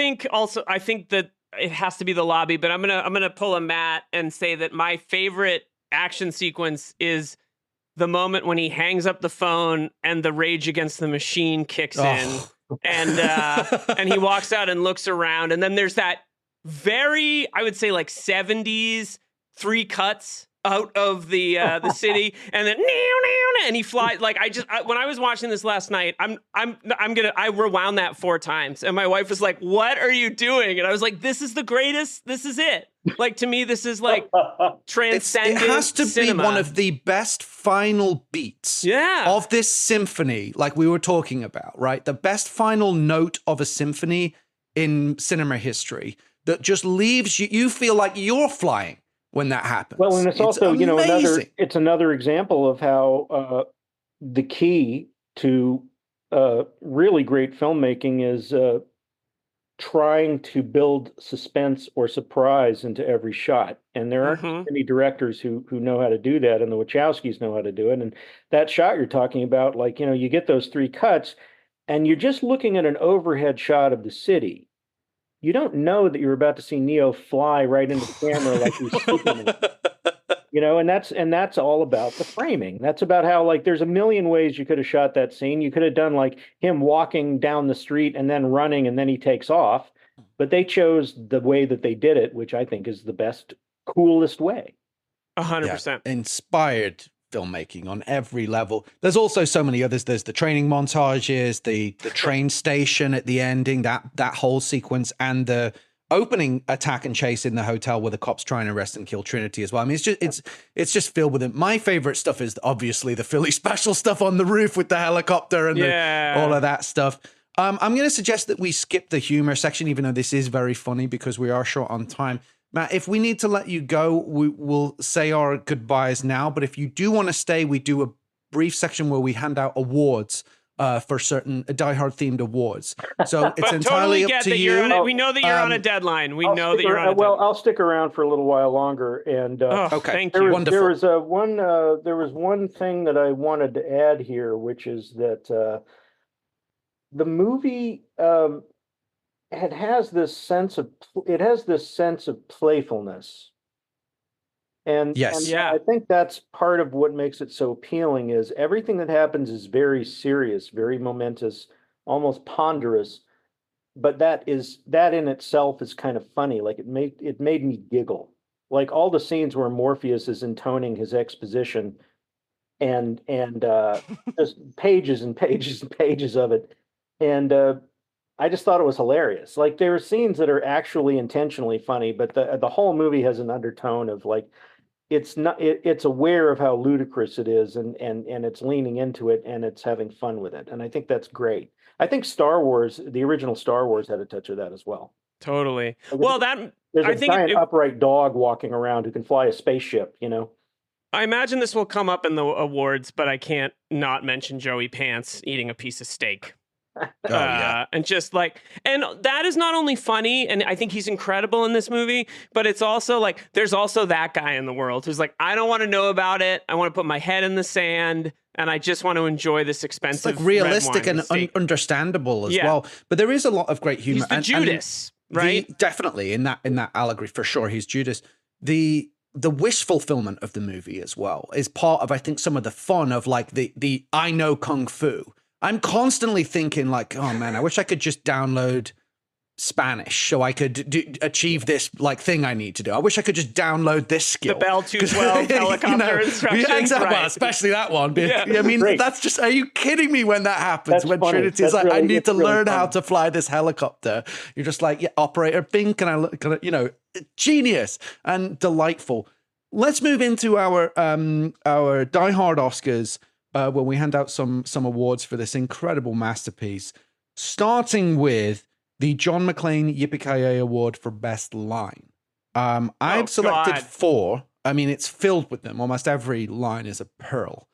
But I'm going to suggest 4 that I've nominated. If you feel free to add one if you have one that you love. The one that really just killed me that I didn't remember was when Leo has just been pulled out of the Matrix and he says, "Why do my eyes hurt?" And Morpheus says, "You've never used them before." Oh, that's a great one. And I was like, Fishburne's delivery of that is amazing. It's so delicate and heartbreaking and, you know, and littered with pathos. I love Morpheus actually has a lot of the best lines. Come on, stop trying to hit me. Stop trying to hit me and hit me, which is actually very profound. And similar, I think, to the Star Wars, the idea, like Yoda says at one point, there is no try. You either do or you do not. You know, these are very like philosophically rich and powerful ideas about self-actualization. No one has ever done anything like this. That's why it's going to work. And they're all on the more profound side. But the one that I love for sheer action movie, like jump out of your seat, punch the air, has to be dodge this. Yeah. That's the pick. Those are my nominations. Do you have a pick or an additional one for? We'll start with you, Matt. Well, it's hard to choose, and I actually, you know, because some of them are quite long. I'm being aided by a transcript here, but I like this monologue by Agent Smith, which I think about a lot these days because of the way things are going in the world. And particularly, you know, climate change and people just not seeming to care about it. And like, you know, I'm very cynical about the human race at this moment, you know, profoundly so. And Agent Smith says, "I'd like to share a revelation that I've had during my time here. It came to me that when I tried to classify your species and I realized that you're not actually mammals. Every mammal on this planet instinctively develops a natural equilibrium with the surrounding environment, but you humans do not. You move to an area and you multiply and multiply until every natural resource is consumed, and the only way you can survive is to spread to another area. There is another organism on this planet that follows the same pattern. Do you know what it is? A virus. Human beings are a disease, a cancer of this planet. You're a plague and we are the cure." Damn. It's pretty powerful. And echoes of Cobra So I'm always a fan of. I'm always a fan of that. Jesus, so if we're having From the sublime to the ridiculous. I have to do it. If we're having a monologue off, then I have to retort with, I know you're out there. I can feel you now. I know that you're not afraid. You're afraid of us. You're afraid of change. I don't know the future. I didn't come here to tell you how this is going to end. I came here to tell you how it's going to begin. And every time I hear that, I'm like, not only is this like amazing sequel setup, but I just fist pump my way through that speech, because it's almost the retort to Smith, where he's like, actually, once we show these people what's possible, we can change the world. Where we go from there is a choice I leave to you, is like, it's very, very, I don't know, that again, that last sequence, you know? Yeah. Because like Smith is actually the cynic, right? He's sort of the one who doesn't believe in humanity, and Neo and Morpheus by extension are like, we have to believe in humanity. What other choice do we have? Well, yeah, it's like at our lowest point, at our darkest hours, where we need to find our true strength and transcend. These are all ideas that we need now more than ever. Let's move into our, on a lighter note, the Hans Gruber Exceptional Thief Award for stealing the film. Now, I'm going to suggest that we exclude the four leads because they're, i.e. Neo, Morpheus, Trinity, and Agent Smith. And talk about, because we've already kind of talked about them. They're all worthy winners. But I'm going to suggest some of the more less heralded characters. So I've nominated Tank, played by Marcus Chong, who is the operator on the ship. Mouse, played by Matt Doran, who the sort of lovable skinny kid who's also on the ship. Digital Switch, pimp, hard at work. Yeah, the creator of The Woman in the Red Dress. Switch, played by Belinda McClory, who is on the team early doors, the blonde-haired character, and the Oracle, played by Gloria Foster. Kind of another great subversion of expectation. There's a lot of hype about meeting the Oracle, and then we meet her, and she's this fairly, like Oz. casual kind of demeanor. So those were my nominations. Do you have a pick or an additional nomination for the Who Stole the Film? I would have to go with the Oracle, and I'll tell you a little story, which is I was in the New York Film Critics Circle at the time when The Matrix came out, and I was part of a little group that was absolutely adamant that we should give Gloria Foster Best Supporting Actress for The Matrix. And as I recall, she actually got fairly close in the voting. I wish we'd succeeded because she didn't have long to live, but that would be my pick is Gloria Foster as Oracle. Yeah, lovely. Yeah, I agree. And I think it's a great subversion also just because it does this thing that this movie does, which is it's so like utopian and it's diverse casting and the way it looks at the world. And it's not, the last thing you expect is like this like black woman making cookies. Right. And it's just so these things stick around in your brain as you get older. Right. Putting her in that role can change someone's brain about how they think about the world. And I just think it's a brilliant casting choice. And I think she's amazing. And what she gets out of Keanu is really special. Yeah. Because he's so disarmed. And he's kind of like a little boy, and she calls him cute. And like Keanu at this point is so attractive. He's like one of the most attractive men on the planet. And she's like, "You're cute," and you're like, "Oh, he's a 14-year-old boy again." It's like very. I love the idea that like the wisest person in the world is the person that you may not expect, and doesn't lord it over you either. Her incredible wisdom. Amazing performance. I will say that, so I'll go with the consensus, but I did think I loved Tank on this viewing when I just revisited. I thought as soon as he turns up and he's so excited that Neo is there, and you're just like, this is a guy you want on your team. I think he's fantastic.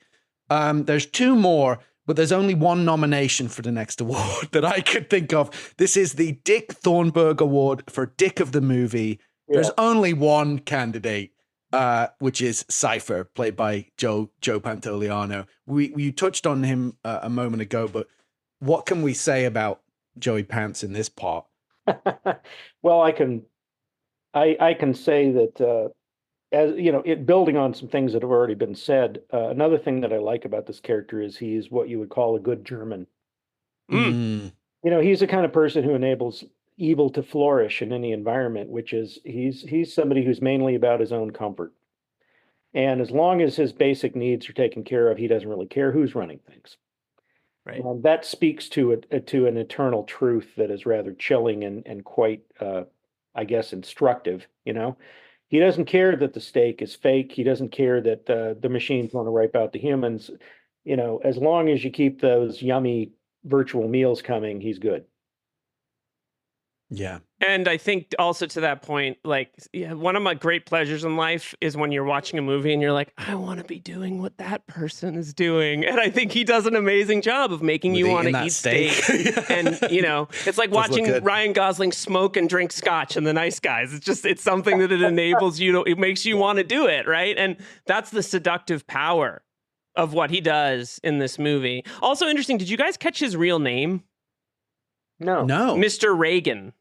Which I've just always found really interesting because Agent Smith goes, whatever you want, Mr. Reagan. Oh my God. And I've always been like, whether that's intentionality or not is many essays been written. I think between this and Memento, this was the year when we discovered what we really had in Joe. Also starring Carrie-Anne Moss, by the way.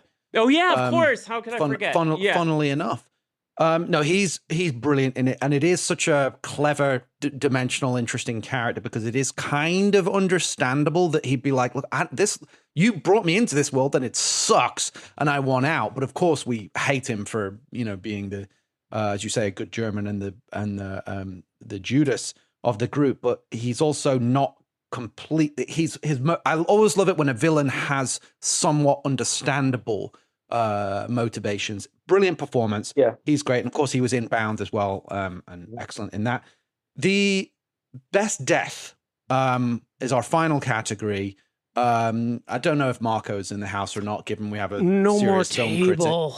Next time you have a chance to kill someone, don't hesitate, Mr. Anderson. That's the best I can do. That's the best I can do. So three nominees for best death: Cypher being killed by Tank when he comes back from the dead, Trinity shooting the agent point blank, the dodge this moment, and Neo killing Agent Smith by going inside of him. Are my three nominees. Yeah. yeah. I think, oh gosh, it's hard. It's a tough one. I think I have to go with the third one just because of the way Hugo Weaving plays it is just, it's just wonderful. He seems not only surprised and confused, but angry and outraged, like in the way that, like, again, it's a thing like, the world is made of ones and zeros, and that means that you can do whatever you want, He didn't know you could do this. Right. He didn't know you could do this. If he'd known you could do this, he probably would have done it himself earlier. It's great. It's great. It's a really hoist on your own petard sort of moment. Yeah. Liam? Totally. I also think if we consider it a death, but Keanu Reeves's face when he opens the hotel room and gets the bullet in the belly, and just the way he looks down and then it's a really, you mentioned earlier, it's a great screenplay. And this moment of like what we think might be is like a bummer right before the transcendent ending. Like that is a really powerful death if we're considering that a death. It's a psychological death. Yeah, it's exactly. His character, his limitations die in that moment, and then he realizes, oh yeah, I can do whatever I want, right? If I believe I can. So all great picks. That's gonna do it for the wonderful Matt, guest. thank you for giving us so much extra time. We really, really appreciate it. I appreciate you guys, and then before I go, I just want to say I'm very, very impressed by what you guys do, and wow, thanks, man. There's too many podcasts out there that seem to think if you just have a microphone and you talk into it, then you've got a show. But you guys have a proper show with segments and research and all that good stuff. And I applaud that and encourage it. And anytime you want me to come back, if it works for my schedule, I'm in. Well, I will dine out on that for months. So thank you very much. Terribly kind of you. Is there anything you want to plug, by the way, this Matt? is Anything that you've got going on in about 3 weeks? Give or take. So I know you have an interview with Soderbergh, maybe. That'll already be out by this point. Okay. I think if I was going to plug anything, it would be the arts bookstore that my partner Judith and I run. It's mzs.press. and it specializes in arts books about cinema, television, music, art history, you name it. And we have new books, we have old books, used books, rare books, signed books, and there's no rhyme or reason to it except that it's all stuff that we think is cool. So it's mzs.press, and if you check it out, we'll get you a book.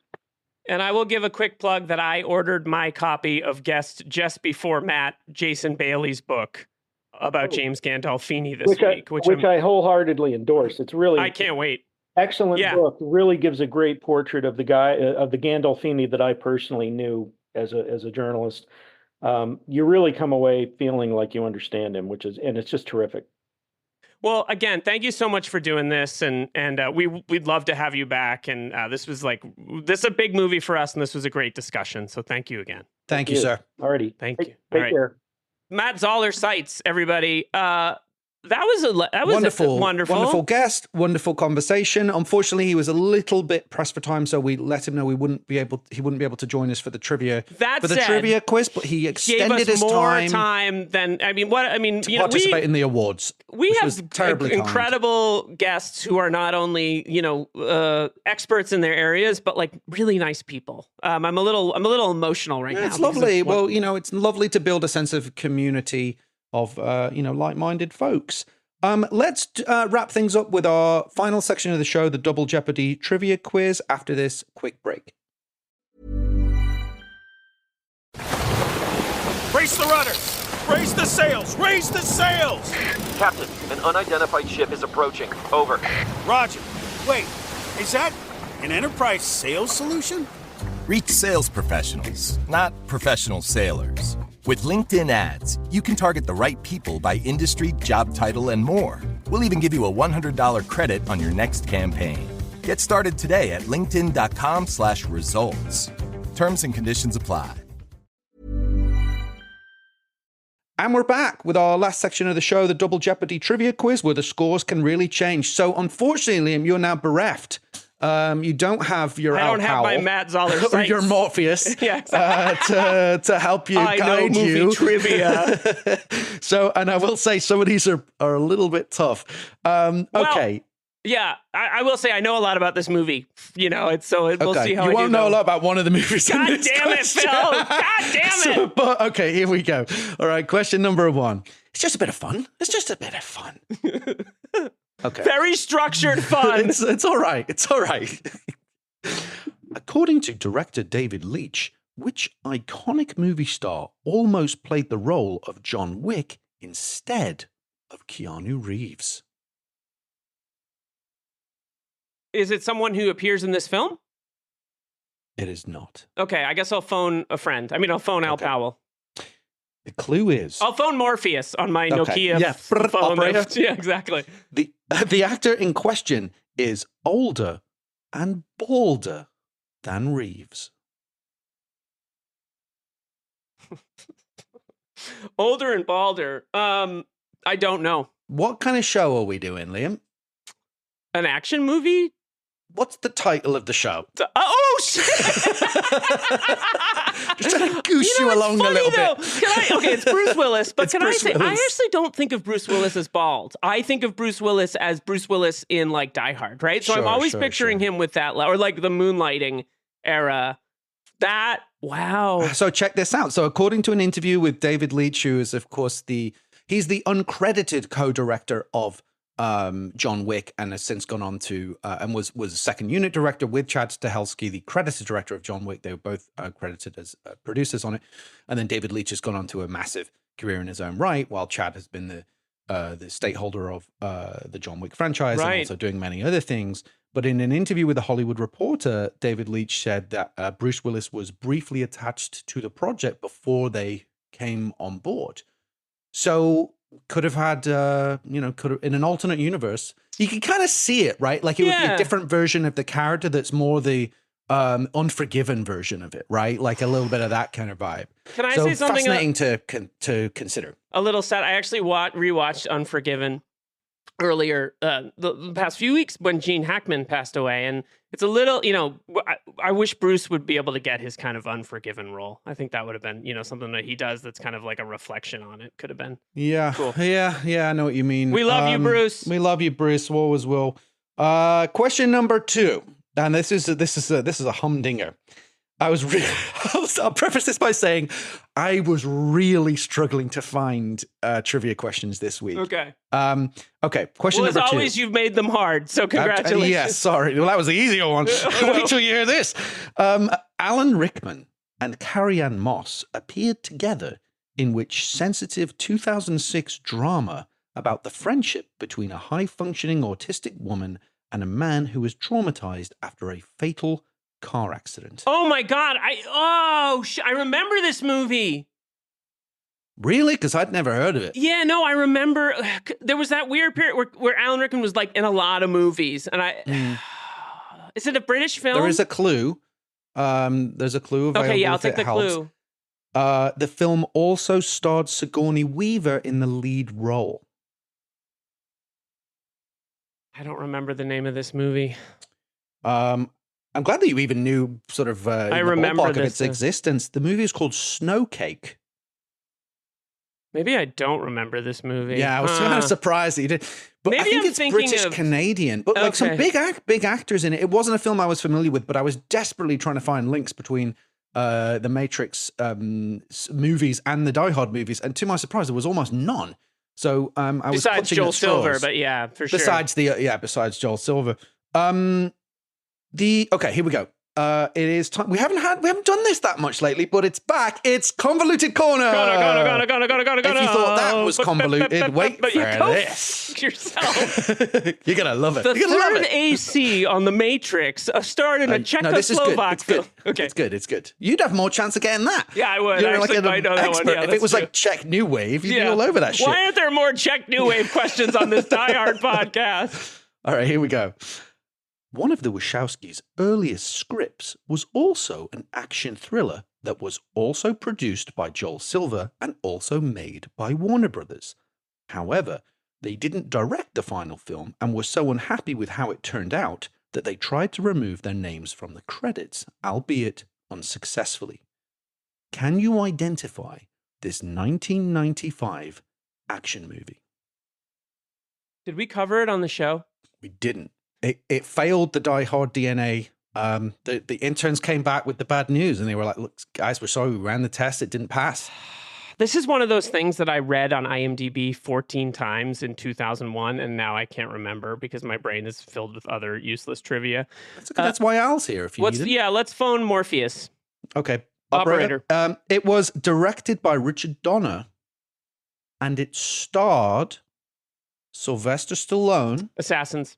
And Antonio Banderas. Assassins is the answer. So kind of interesting that movie. Have you seen that movie? In the 90s. Yeah. It's pretty good. I mean, I really liked it, and I was excited to revisit it. I had that one on VHS, and I enjoyed it. It is a bit of a strange one because it's kind of a little bit dour. Sure. You know, and it's kind of, I gather the Wachowskis version of it, I think, was more hard-edged, and they brought in Brian Helgeland to do a page one rewrite, incredible writer, and soften the Stallone character, make him a bit more likable. I believe he has a cat in it.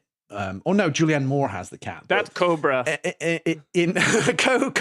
What he needed to have was he needed to be cutting pizza with scissors. I want to live in Cobra's apartment, by the way. I want to do an episode about Cobra somewhere. We need to find some. Because, I genuinely think we need to auction that off. You were kind of like, it's glorious trash. And I'm like, it's elevated trash, baby. That's what I think about Cobra. It's the apex of cinema. It's reffin' before reffin' is the way I feel about that movie. Big influence for sure. Well, that does it for today's episode. Thank you to our wonderful guest. It's amazing. That was a really great conversation. Rate, review, subscribe to the Patreon. Tell a friend. Patreon.com/48 hours of buddy movie. Tell people about the Patreon. Tell people. You know who likes this podcast? You tell them. Oh, tell them about them. Yeah. Oh, well, first of all, I was queuing you up. I'm feeling really good after the nice things that were said about the podcast. So I just want to say that this podcast has been recommended in the pages of Vulture. Oh, yeah. in the review of The Cleaner by our friend Bilga Abiri, who said it was an excellent and thoroughly entertaining and well-researched podcast. Andrew Davis likes this podcast, the director of Under Siege and The Fugitive.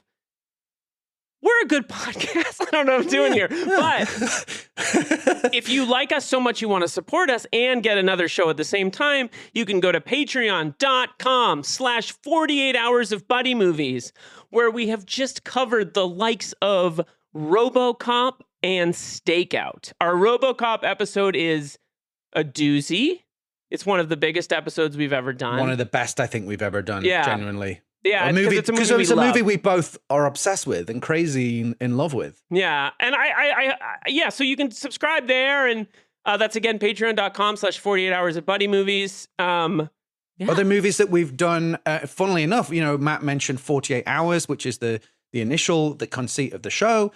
We look at how 48 Hours has influenced the buddy movie genre, and we've covered films such as To Live and Die in LA, Beverly Hills Cop 1 and 2, Big Trouble in Little China, Running Scared, and we've got a whole host of other great movies, including, if you're a Keanu fan, Point Break is coming down the pike pretty soon as well. It's a buddy movie with surfers robbing banks in president masks. I don't know. Yeah, that was premature, but I like it. Hey, I'm sorry, I'm just playing around here. And could you let the good listeners know about to help them out to sign up on the website as opposed to the app to save them a few precious doubloons? So I owe the people at Apple. They charge a little extra when you sign up using an app because there's fees associated with using the app now, so they need to make a little more money. Times are tight.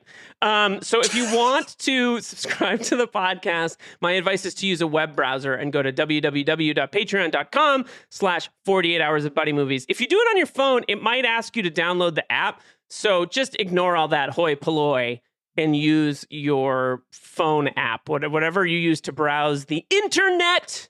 And then it will only be $5 a month. Yeah, the $5 or price of a cup $7.50. of coffee, and you get $7.50 if you want to shout out on the show, $5 if you just want the regular broadcast, and you get 2 new episodes a month and full access to the library as it grows. Thanks to Tyson.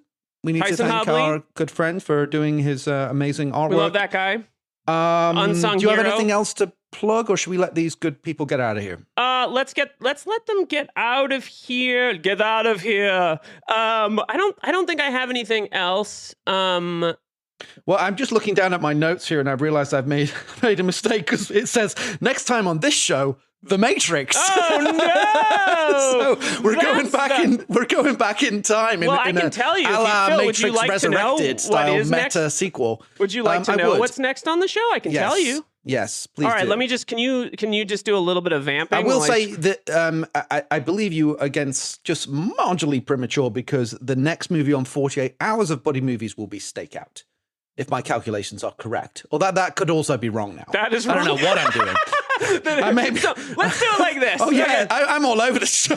Next time. This is what happened because you were complimenting me, and now of course I have to tread on a banana skin of my own. Next time on 48, I love this. We're leaving it all in. Next time on 48 Hours of Buddy Movies is Shoot to Kill. Oh. If I have my graph right, which I think I do. And then next time on this feed is Deep Blue Sea. That's right. With a very exciting guest. Can't say who it is because we haven't recorded it yet, but physical media heads, you're going to want to tune in for this. Rise up! Physical media fiends, rise up! And you dig it. I will just say for our British listeners, the film Shoot to Kill has a different title in the UK. It's called Deadly Pursuit. It's a movie that stars Sidney Poitier, Tom Berenger, and Kirstie Alley, directed by Roger Spottiswoode. And it is currently, unless things have changed, it is available on YouTube in its entirety. We'll share a link for the Patreon folks. I've never seen Shoot to Kill. It's fantastic. And Roger Spottiswoode, the director, was a writer on 48 Hours and an editor and filmmaker of some note. It's one of the few. Most of the things on 48 Hours of Buddy Movies are play the hits, but now and again I like to just throw up just a one recommendation. We call it a one for Phil. Or like kind of a narrow margin. We need a name for this, but it was like that one that's maybe not everyone has seen, but you're going to thank me when you watch it. So that's that. I'm very excited. Do you have that on Blu-ray, right? I have it on DVD, but you know what? You can. I was going to lend it to you. Yeah. Oh my God. Wow, Phil.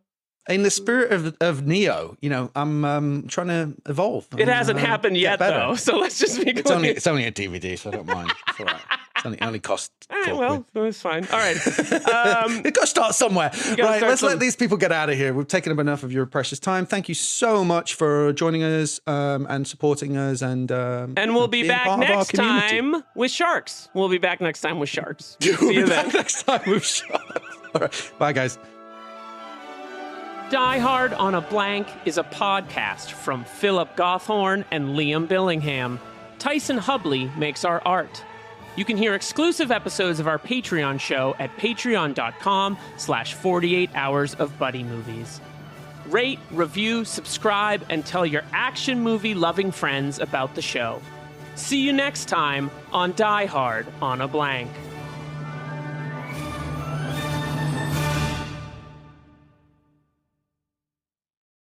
Hi guys, it's Phil and Liam from Die Hard on a Blank, and we're excited to talk to you about a brand new podcast we're launching called 48 Hours of Buddy Movies. That's right, folks. 48-hour-long approximately episodes exploring 48 different buddy movies, beginning with the original classic that started it all, Walter Hill's 1982 masterpiece, 48 Hours, starring Nick Nolte and Eddie Murphy. And just like Die Hard on a Blank, our new show will explore the influence of 48 Hours on the action genre, one buddy movie at a time. We'll be covering iconic franchises such as the Beverly Hills Cop movies, the Stakeout movies, the Bad Boys movies, classics of the genre like Running Scared, Hyams Hive Rise Up, Midnight Run, Red Heat, Tango and Cash, The Hard Way, plus tough thrillers such as To Live and Die in LA, Black Rain, Point Break, Training Day, and The Way of the Gun. As well as a few wild cards that you might not expect, such as RoboCop, Alien Nation, and, of course, Phil's favorite, Harley Davidson and the Marlboro Man. So if you're a fan of two buddies talking buddy movies, then 48 Hours of Buddy Movies is for you. Visit patreon.com/48 hours of buddy movies to subscribe for the price of 1 cup of coffee a month. See you in the squad car. Or walking to the squad car, mildly irritated that we've been paired off. Wherever. That's patreon.com/48 hours of buddy movies to subscribe.